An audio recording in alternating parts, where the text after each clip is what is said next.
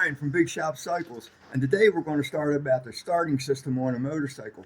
There are three big systems, and we're not talking about Slayer or Megadeth or Metallica. We're talking about the three starting systems on a motorcycle, and here they are, three systems. We got starting, we got ignition, and electrical.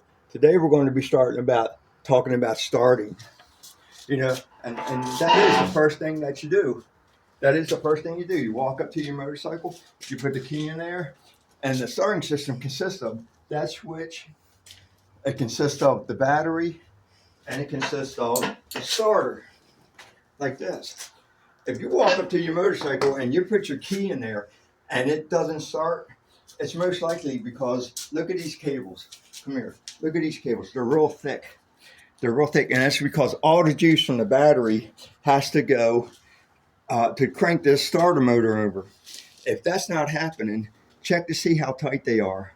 If they're not tight, you're not going to get a good flow of voltage to the starter. And then you got this here cable leads to this starter post right here. You got to check and see if that is tight too. Okay, if that's not happening, if it's still not cranking over, you may have a dead battery. You may need to get your battery charged.